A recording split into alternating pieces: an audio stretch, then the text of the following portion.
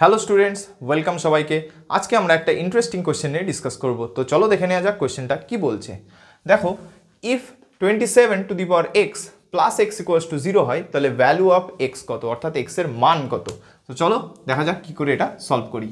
27 to the power x plus x, এটা আগে লিখে নিলাম। ওকে, নেক্সট লাইন কি হবে, 27 টু দি পাওয়ার এক্স, এই এক্সটাকে আমরা ওই দিকে নিয়ে যাবো, তাহলে কি হবে মাইনাস এক্স হয়ে যাবে, তাই তো। এইবার আমরা নেক্সট লাইনে এদের যে পাওয়ার, সেই পাওয়ারে আমরা দুই দিকেই 1/x নিয়ে নেব, ঠিক আছে। তাহলে দুদিকে কত হয়ে যাবে, পাওয়ারে নিচ্ছি 1/x। এবার আমরা একটা ফর্মুলা জানি, that is a to the power m whole to the power n যদি হয়, তাহলে সেটা হচ্ছে a to the power m into n হয়ে যায়। তাহলে এখানে কি হবে, এখানে হয়ে যাবে 27 to the power x into 1/x equals to minus x whole to the power 1/x।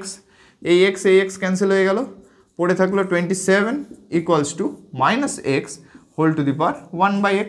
Okay, আশা করি এতটুকু বোঝা গেছে। নেক্সট লাইনে করার আগে আমরা এইখানে এই যে 1/xটা আছে, একে কনসিডার করে নিলাম y, ঠিক আছে। সেখান থেকে আমরা x কত পাবো, x ইকুয়ালস টু 1/y পেয়ে যাব। ওকে, তাহলে এইবার এই ভ্যালুগুলো আমি এখানে পুট করব। তাহলে লেখো 27 ইকুয়ালস টু মাইনাস এক্সের ভ্যালু কত এসছে 1/y, R whole to the power 1/x এর ভ্যালু কত ধরেছিলাম y।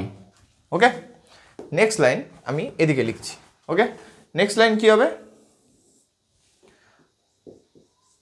27 ইকুয়ালস টু এদিকে 1/y কে লেখা যাবে কত, y টু দি পাওয়ার -1, তাই তো, আর উপরে y, কারণ আমরা এটা জানি সবাই যে 1/y কে লেখা যায় হচ্ছে y টু দি পাওয়ার -1 আকারে। ওকে, এবার আবার এইখানে এই ফর্মুলাটা অ্যাপ্লাই হবে, কারণ a to the power m whole to the power n is equal to a to the power m into n। তাহলে এখানে কত হবে, -y to the power -1 into y করলে কত হবে, -y হয়ে গেল। আর এদিকে 27, ঠিক আছে। এবার আমরা এটাকে জাস্ট একটু ঘুরিয়ে যদি লিখি, মানে এটাকে এই সাইডে এটাকে এই সাইডে লিখি, একই ব্যাপার, লাইনে কোনো চেঞ্জ হচ্ছে না। তাহলে -y to the power -y equals to 27। এইবার এই -y to the power -y, 27কে কত লেখা যায়, 27কে লেখা যায় 3 এর কিউব। ওকে, তাহলে এইবার আমরা যদি এখান থেকে কম্পেয়ার করি, তাহলে আমরা এখান থেকে কিন্তু পাবো -y ইকুয়ালস টু 3।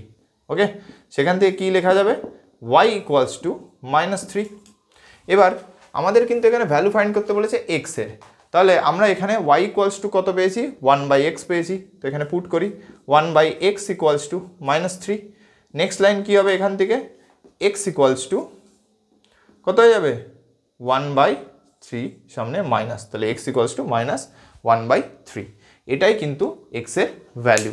আশা করি তোমরা সবাই বুঝতে পেরেছো। আজকে এই অবধি থাকলো, থ্যাংক ইউ।